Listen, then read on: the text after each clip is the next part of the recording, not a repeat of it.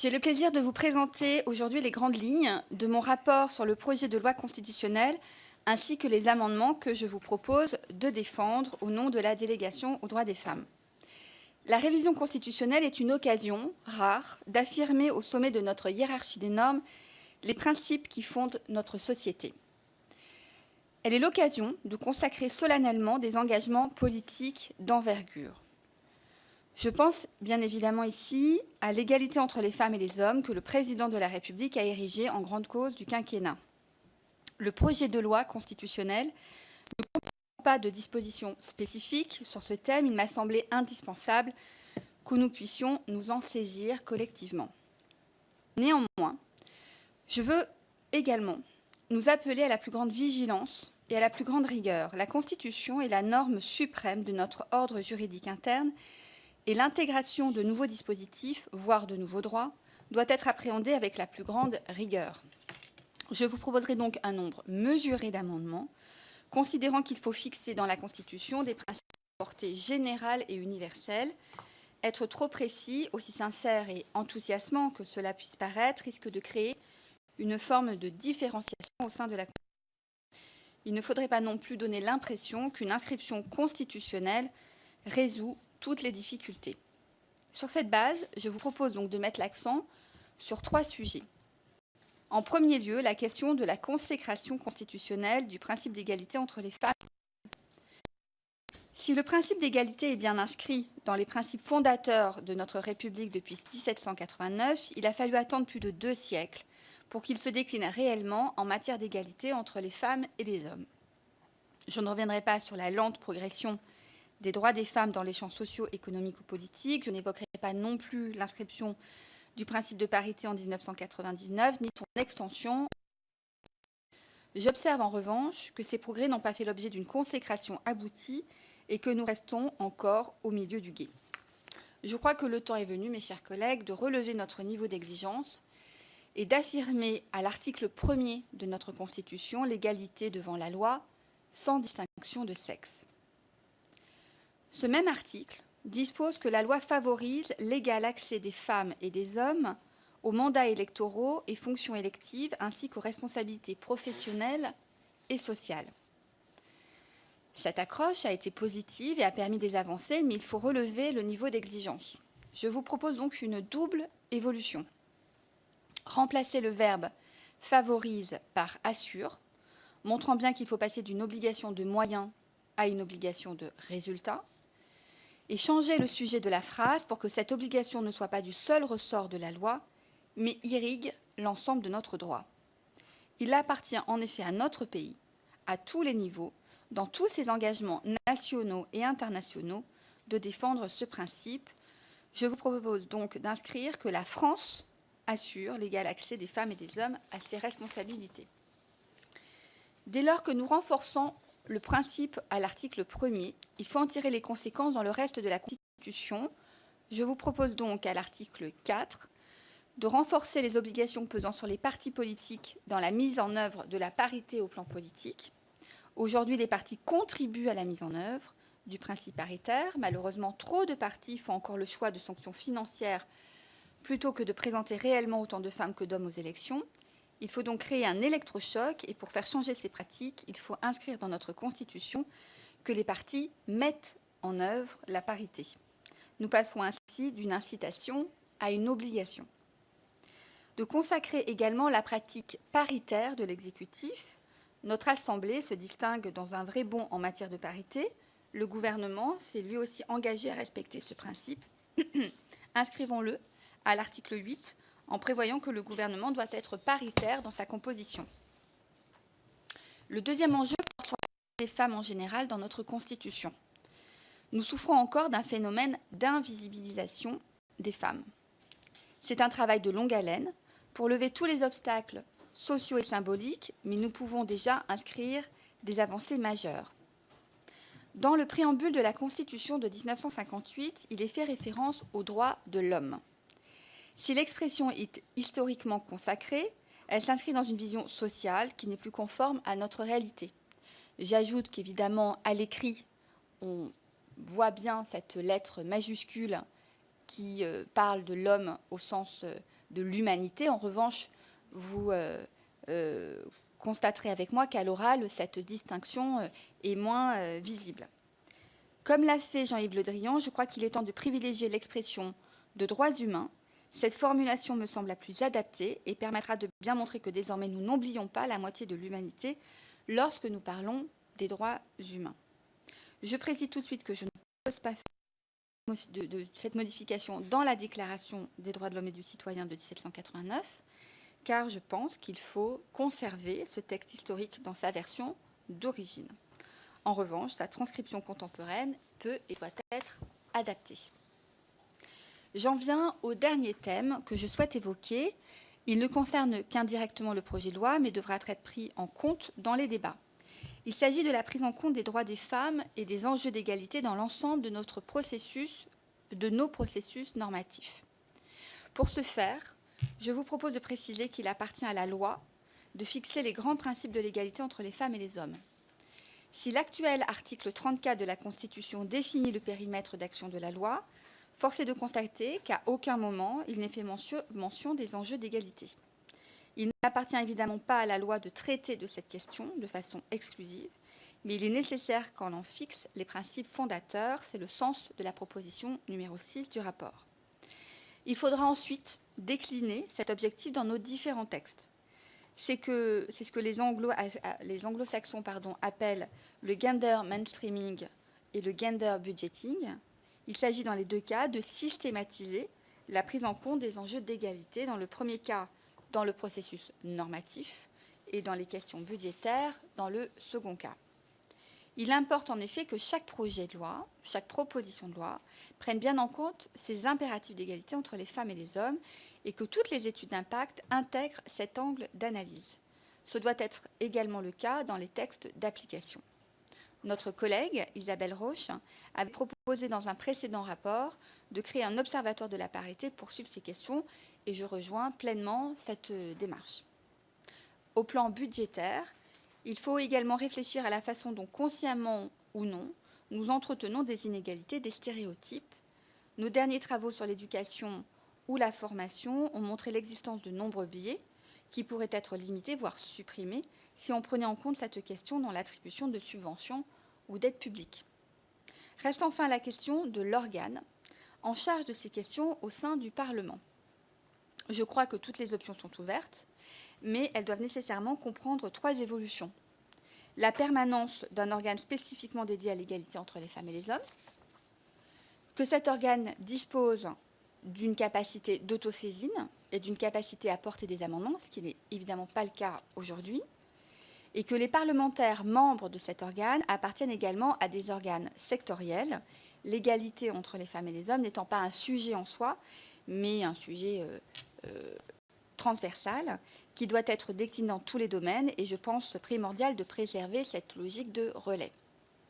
Cet organe doit être une vigie sur les questions d'égalité en général. Ces travaux sont l'occasion d'une prise de conscience des enjeux qui ne sont pas toujours bien identifiés. Les parlementaires ainsi avertis pourront ensuite reprendre à leur compte ces propositions dans les autres commissions et contribuer à diffuser cette culture de l'égalité au sein du Parlement. Mes chers collègues, je vous sais tous particulièrement attachés à la défense des droits des femmes et à l'égalité entre les femmes et les hommes. Je vous sais soucieux de parvenir à une société égale où chacun et chacune dispose réellement des mêmes droits et devoirs. Avec ce projet de loi, nous avons l'opportunité de porter, avec mesure, responsabilité, mais également avec la plus grande détermination, ce message en faveur de l'égalité entre les femmes et les hommes. Je vous remercie et je suis prête évidemment à répondre à l'ensemble de vos questions.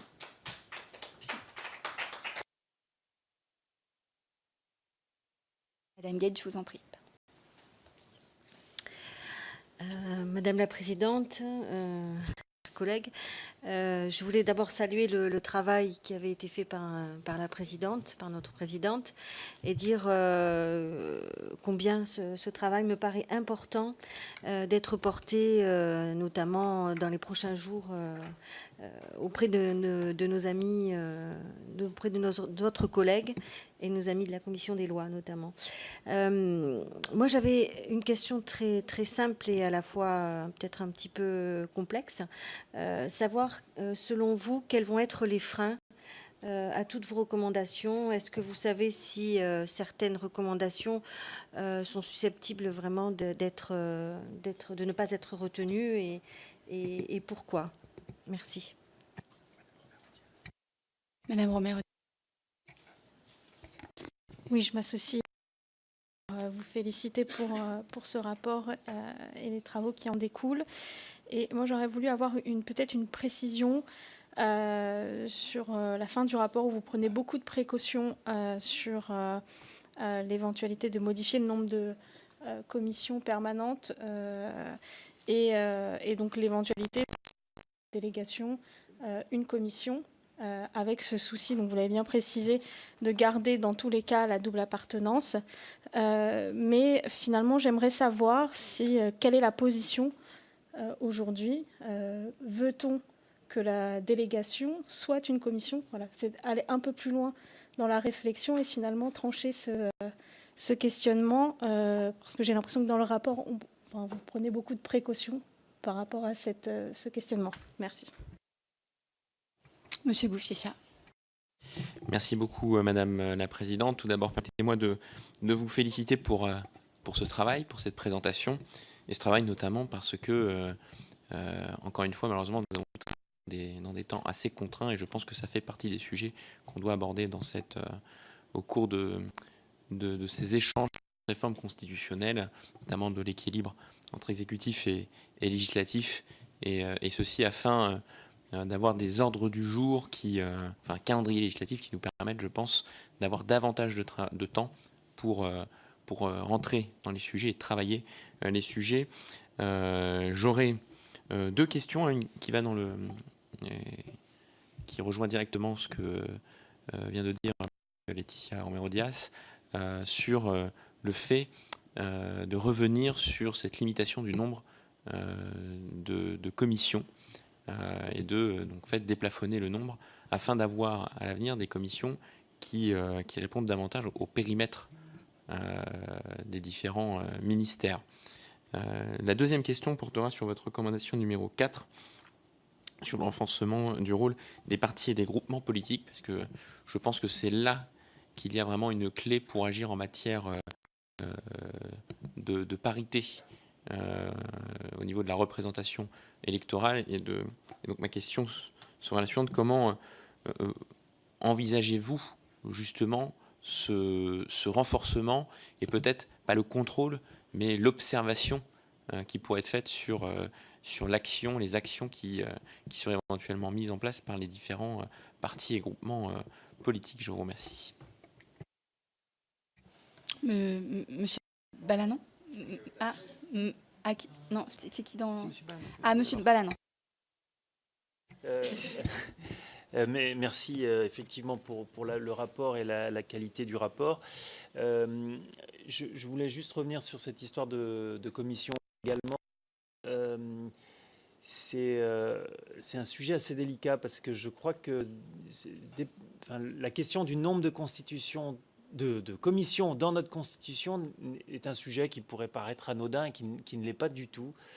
Ça a quelques risques. En tout cas, moi je suis sûr d'une chose: si on devait changer pour nous, et je crois que ça va dans le sens de ce que vous nous avez écrit, je pense qu'il faudrait que la commission puisse avoir effectivement le droit d'amendement, que sur chaque projet, elle puisse se saisir et avoir un co-rapporteur qui puisse même donner son avis pendant les débats. Je pense que c'est quelque chose qui pourrait être très intéressant. Et le dernier point m'échappe. Oui, le dernier point, c'est que je ne pense pas que ça pourrait être une commission dans laquelle nous ne serions plus dans une autre commission. Ça serait complètement, la double appartenance. Donc je pense qu'il faut que nous puissions faire évoluer. Je pense plutôt que c'est de l'ordre du règlement de notre Assemblée, en donnant les pouvoirs que nous venons que je viens de citer à notre délégation. Mais je ne pense pas qu'il faille, changer le nombre aujourd'hui. En tout cas, c'est ma réflexion de commissaire aux lois. Je deviens conservateur. Si vous le voulez bien, je vais d'abord répondre peut-être à ces questions.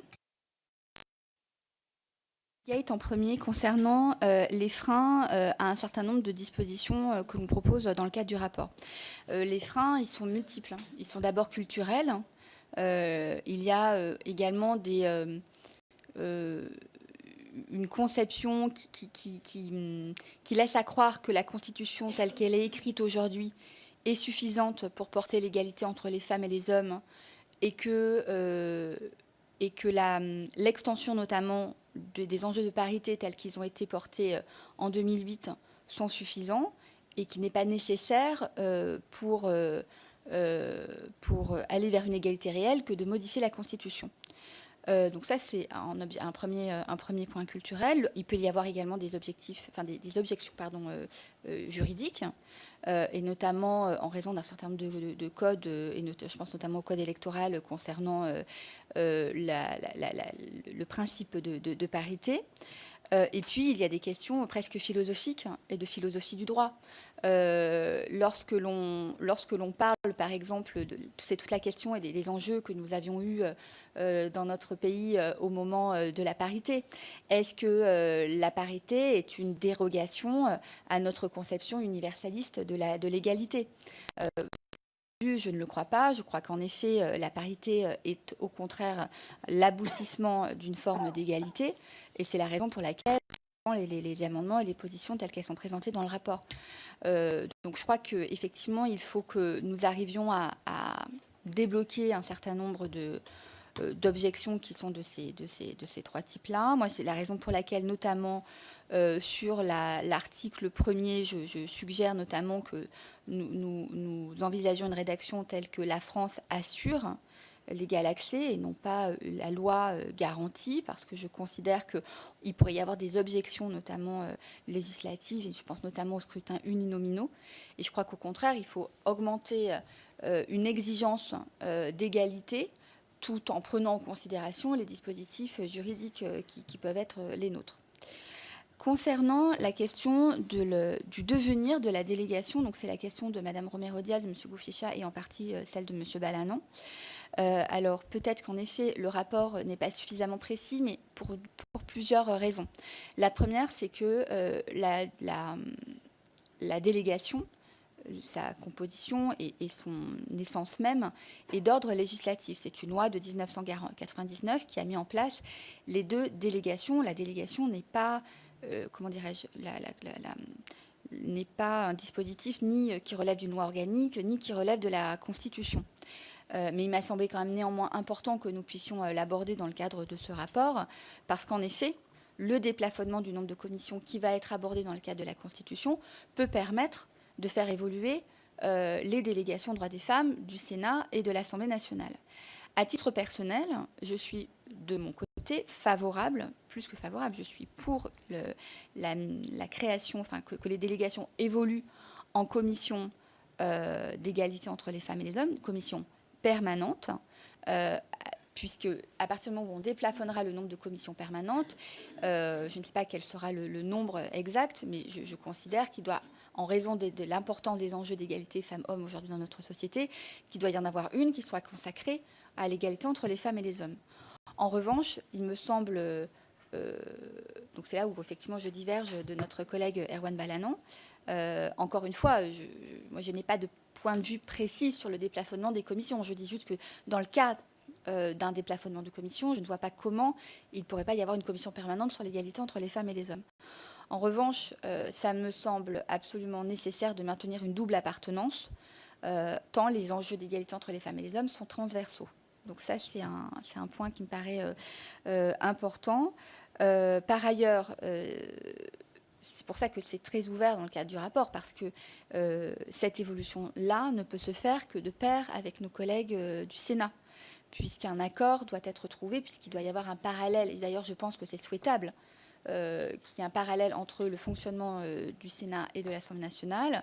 Donc il faut que nous trouvions un point d'accord sur la manière dont peuvent évoluer les commissions, enfin les délégations aux droits des femmes.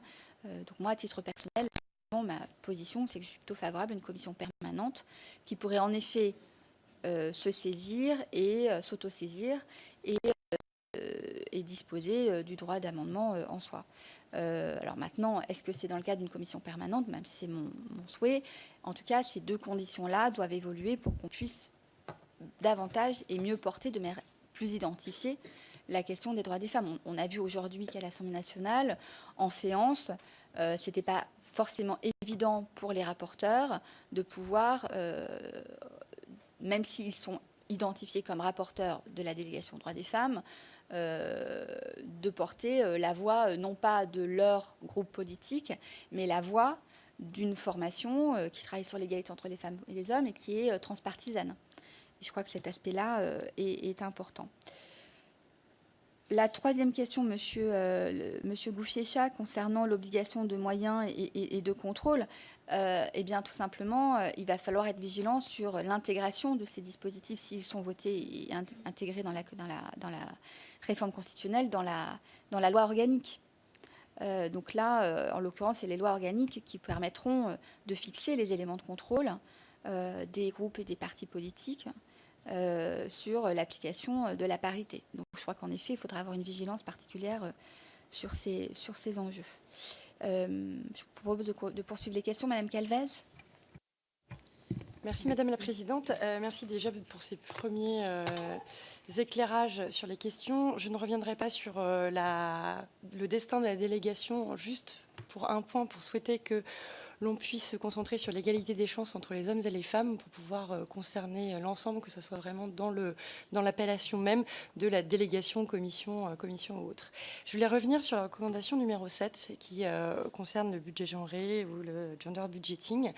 D'une part, pour savoir si vous aviez pu creuser des exemples étrangers qui permettent de fixer dans les normes les plus hautes hiérarchiquement ce principe.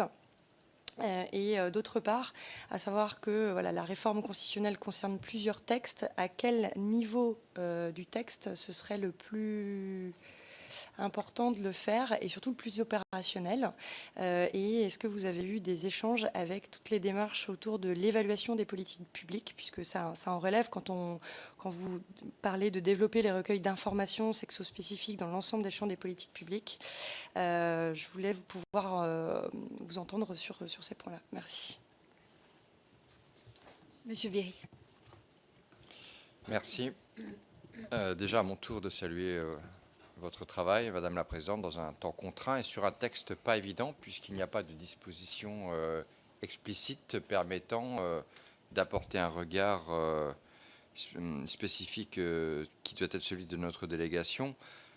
Pour autant, vous avez raison, cette délégation doit se saisir de tout sujet, de tout texte, et doit utiliser tout texte et tout prétexte pour faire avancer cette idée de l'égalité femmes-hommes et cette idée de la parité. Donc c'est tout à fait pertinent que vous l'ayez fait. Après, au risque de casser l'ambiance, ce que je ne voudrais pas, je suis très sceptique, et au-delà de vos propos, je suis très sceptique et très réservé sur cette volonté de réformer la Constitution et sur ce projet de loi. Ce sera l'occasion d'en parler en hémicycle. Je dénonce la genèse qui a pu présider à cette réforme. À mes yeux, une réforme de la Constitution doit reposer sur une recherche de consensus et rassembler autant que possible, et ne pas, comment dirais-je, arriver sur une majorité étriquée en marche forcée, et je crains qu'on en soit là. Peut-être que sur le sujet qui nous préoccupe, on réussirait à trouver un consensus. Et c'est en ça que je salue votre travail. Faut-il introduire, je l'ai dit, il n'y a pas de disposition prévue dans le projet de loi sur la question qui nous anime et qui nous préoccupe. Faut-il en introduire probablement. À mon avis, je rejoins votre avis sur le fait qu'elles doivent être très générales, parce que c'est une réforme constitutionnelle. Il y a déjà des dispositions, vous l'avez rappelé, il y a déjà des dispositions constitutionnelles au gré des réformes antérieures de 1999 et de 2008. Moi, je souscris bien volontiers à vos recommandations numéro 2 et numéro 6, qui me paraissent effectivement s'inscrire véritablement dans ce qu'on appelle le bloc de constitutionnalité. Les autres me paraissent peut-être être davantage du ressort d'une loi organique ou d'une loi spécifique, mais inscrire effectivement l'idée que désormais toujours on s'efforce de rappeler ça dans tout texte législatif, dans tout process, me paraît effectivement un progrès. Si d'aventure nous réussissions à le faire passer dans cette réforme à laquelle pour l'heure je ne souscris pas, ça serait néanmoins déjà un progrès. Merci, Monsieur Viry. Madame Panonacle. Merci Madame la Présidente. Une nouvelle fois, félicitations pour ce travail. On ne va cesser de le dire ce matin. Effectivement, selon mon collègue, je crains que les débats dans l'hémicycle concernant cette réforme soient, comment dire, riches. Mais en tout cas, il y a un point que je souhaite souligner, c'est la question du genre et l'importance des droits humains. Le ministre Le Drian l'a rappelé, il y tient. Il espérait simplement être soutenu par notre ministre Marlène Schiappa. Je n'en doute pas un instant. Donc simplement attirer votre attention sur cette question importante et que nous soyons au moins qu'il y ait une cohésion de la délégation sur les droits humains. Merci. Merci, Madame Panonacle. Madame Tristorina. Merci Madame la Présidente. Effectivement, je voudrais revenir sur la recommandation numéro 2 et également sur le véritable problème de l'égalité que l'on rencontre au niveau de l'accès à l'emploi et de l'accès à l'emploi aussi dans l'ensemble de la fonction publique. Parce que j'ai eu le cas récemment d'un sexisme, mais d'un sexisme sur un homme. Il y a encore des services dans la fonction publique aujourd'hui où on refuse de recruter des hommes. Donc je pense qu'il y a vraiment un gros travail à faire sur l'égalité, sur l'image que l'on donne aux générations futures et je dirais peut-être de protéger plus. Peut-être que cette égalité, on l'aurait également en protégeant plus les cadres professionnels, dans un sens où le travail avec les enfants peut être considéré comme dangereux avec des hommes ou qu'une police travailler dans la police pourrait être considéré comme dangereux pour une femme. Dans certaines collectivités, ça existe encore malheureusement. Et je pense qu'il y a un gros travail à faire aussi là-dessus au niveau législatif pour que cette égalité soit prise en compte, mais qu'elle soit prise en compte aussi en protégeant les personnes, parce que souvent le problème du recrutement est dû à ce manque de protection, je dirais, réglementaire. Je vous remercie. Madame Roche. Oui, merci Madame la rapporteure pour votre rapport dont je salue la qualité. Alors moi, je me suis plus attachée à la recommandation numéro 5, mais ça ne surprendra personne, qui était développer l'utilisation du terme droit humain plutôt que de celui de droit. Mais là où mon interrogation persiste, c'est quand dans le rapport il est mentionné, votre rapporteur rappelle que l'Assemblée nationale a signé le 8 mars 2017 la Convention d'engagement pour une communication publique sans stéréotype de sexe du Haut Conseil à l'égalité femmes-hommes qui vise à la bonne utilisation donc d'un guide qu'ils avaient édité. Donc vous estimez aujourd'hui que elles estiment aujourd'hui que cet engagement n'est pas suffisamment respecté et qu'il est nécessaire d'accentuer les efforts pour développer une langue française plus inclusive. Donc, moi, c'est vrai que j'aurais souhaité finalement qu'on puisse féminiser, en tout cas, au-delà de féminiser, dire à chaque fois que, voilà, on a le président ou la présidente, le Premier ministre ou la Première ministre. Il me semble vraiment très important dans cette volonté de visibilisation des femmes que cela puisse être porté à ce niveau dans la Constitution. Le masculin n'est pas neutre. Et un jour, s'il y a une femme qui accède aux plus hautes fonctions de l'État, on devra toujours dire « Madame le Président ». Et moi, ça me paraît quelque chose d'un peu particulier. Le président, ce n'est pas une formulation neutre, c'est une formulation qui est connotée masculine.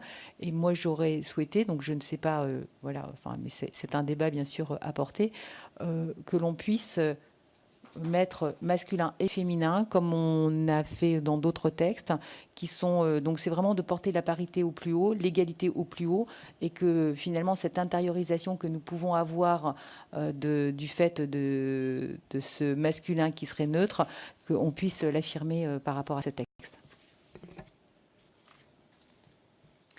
Merci. Madame Calvez, concernant le gender budgeting, c'était, il me semble, le propos, c'était le gender budgeting. En effet, en Belgique, dans le cadre de la loi de 2007, il a été apporté des modifications et notamment l'instauration du gender budgeting. Je crois qu'aujourd'hui, une de mes recommandations, en tout cas, ça n'est pas nécessairement de l'inscrire dans la Constitution. Je ne crois pas du tout que ce soit l'objet. En revanche, il faut être vigilant, notamment sur les lois organiques. sur les lois organiques et éventuellement sur notamment la LOLF pour éventuellement plus de visibilité entre l'égalité entre les femmes et les hommes sur le plan budgétaire. Madame Tristorina, je crois que nous partageons le même objectif concernant notamment la fonction publique. Il va y avoir notamment également des enjeux législatifs autour de cet enjeu de la fonction publique. Il y a déjà des efforts qui ont été faits notamment par les 2 ministères en charge de la fonction publique et de l'égalité entre les femmes et les hommes, et je souscris pleinement à ce que vous dites. Et l'enjeu d'égalité est bien dans les 2 sens.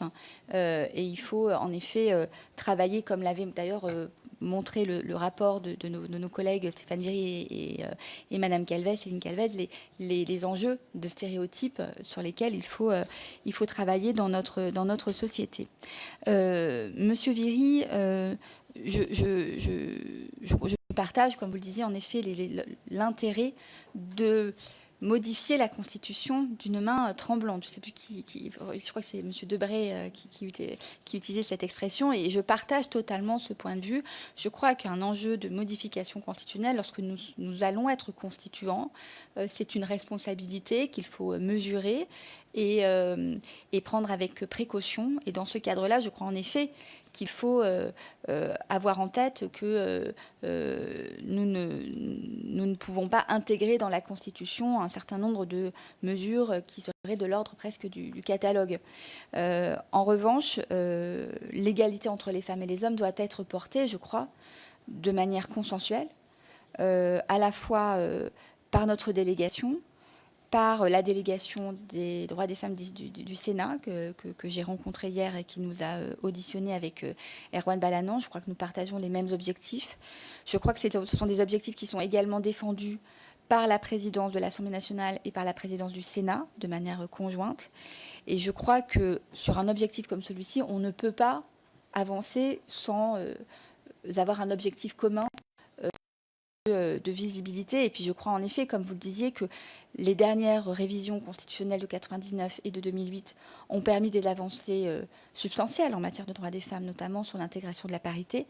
Et je crois que ce serait heureux que nous puissions aboutir également sur cette révision de la Constitution sur davantage d'égalité entre les femmes et les hommes. Madame Roche, concernant la question de la visibilité des femmes et des hommes dans la Constitution, je crois qu'en effet, il s'agit d'abord d'une question culturelle. Je crois que ça me semble important, qu'il faut que nous travaillions sur davantage d'identification et d'avoir surtout un discours qui soit le plus inclusif possible. En revanche, j'avoue, c'est une position, mais encore une fois, nous pouvons échanger sur ce point. Je ne suis pas favorable nécessairement à rendre la Constitution sur le plan des termes qui sont utilisés plus inclusive qu'elle ne l'est aujourd'hui. Je craindrais en fait pour plusieurs raisons. La première, c'est que je souhaite que nous avancions de manière le plus consensuelle possible sur l'avancée de cette modification constitutionnelle. Et je pense qu'il pourrait y avoir encore des objections sur ce sujet-là. En revanche, que nous puissions, et c'est la raison pour laquelle il faut que notamment le guide adopté par l'Assemblée nationale soit davantage appliqué, et que nous soyons vigilants en effet sur l'utilisation notamment de la féminisation des titres dans l'hémicycle, par exemple. On entend encore parfois Madame le rapporteur. Bon, je crois qu'il faut être cohérent et que sur ce point, nous puissions avancer ensemble. Et ce que je ne souhaite pas, c'est braquer en quelque sorte une partie de nos collègues et avancer sur ce qui, en effet, me paraît peut-être prioritaire, même si je mesure ce que vous dites et l'importance d'une écriture inclusive, quelle qu'elle soit, point médian ou pas point médian d'ailleurs, mais qui permette d'intégrer et de rendre visible l'action des femmes à la fois dans notre société et sur le plan politique. Monsieur Balanant, je sens que vous voulez intervenir sur le terme de rapporteur.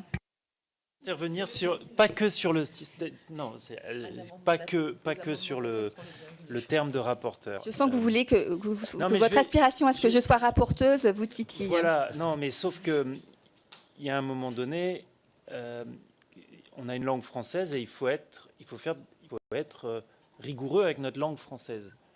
La grammaire de notre langue française, le féminin de rapporteur, c'est rapporteuse. De la même façon que tous les verbes d'action qui finissent par ER, c'est pas que les verbes en ER, d'ailleurs tous les verbes, quand il y a un mot formé du verbe d'action, c'est la règle. Un menteur, une menteuse. Un chercheur, une chercheuse. C'est la règle et c'est la grammaire française. Alors, ça paraît anecdotique. Je sais qu'il faut qu'on avance étape par étape, mais je pense qu'un jour, qu'il faudra que notre Assemblée adopte ce vrai terme. On est dans un entre-deux qui est c'est filmé, je le sais, mais qui est une faucuserie sans nom. Voilà. Donc, c'est un sujet qui n'est pas anodin. Après, sur les préoccupations de notre Constitution, inclusive ou pas, point médian ou pas, moi le point médian, j'y suis pas défavorable, mais dans l'écriture de notre Constitution, je pense que ça serait assez problématique. Je pense qu'il faudrait arriver, mais le temps, c'est une chose aussi que nous avons appris depuis un an, c'est que les évolutions, elles se font avec le temps et qu'il faut toucher parfois par pointillisme. Et là, je vous rejoins, Madame la rapporteuse, présidente de la délégation. Il faut avancer par étapes. Mais je pense qu'on aurait un effort intellectuel intéressant à faire, à réécrire notre Constitution de façon inclusive. C'est vrai que quand on a le titre 2 de notre Constitution, le président de la République, je ne peux m'empêcher de penser à ma fille de 8 ans, c'est mon livre de chevet en ce moment, et je lis qui le prend et qui voit le président de la République. C'est problématique, c'est problématique. Donc, je sais que ça va peut-être heurter, mais je pense qu'il faut qu'on ait une réflexion et qu'on porte le sujet. On sait qu'on ne le changera peut-être pas, mais il faut qu'on le porte. Voilà. Très bien. Mais je crois qu'en effet, il peut y avoir une réflexion qui peut être menée dans le cadre de la délégation. On peut imaginer d'ailleurs une mission sur la question de la langue dans notre société. Notre collègue Isabelle Roche souhaitait que le sujet soit abordé par la délégation droits des femmes.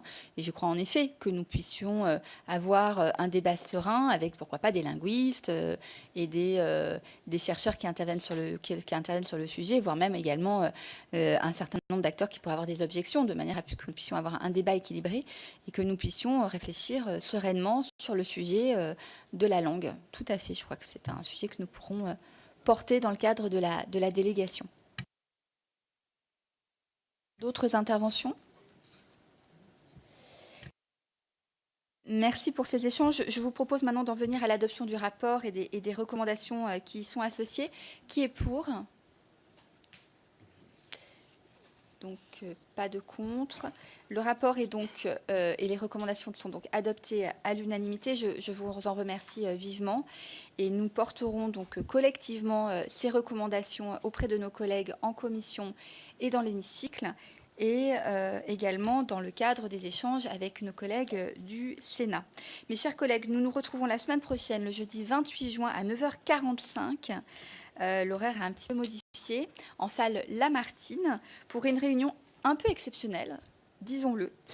Il s'agit en effet d'une réunion commune avec la délégation droits des femmes du Sénat et de l'Office parlementaire d'évaluation des choix scientifiques et technologiques. Nos échanges porteront sur les femmes et les sciences. Ce sera l'occasion notamment d'entendre nos collègues Céline Calvez présenter les conclusions du rapport qu'elle a réalisé avec notre collègue Stéphane Viry, et puis également Cédric Villani, qui détaillera également les points de son rapport, notamment sur l'intelligence artificielle. Et puis, nous aurons l'occasion également d'échanger avec les parlementaires présents, députés et sénateurs, mais également un panel de femmes scientifiques de très haut niveau. Donc, je compte sur votre présence pour cette réunion un peu particulière et je dois le dire, assez exceptionnelle. Voilà. Le 28 juin à 9h45 en salle Lamartine. Merci beaucoup, bonne journée.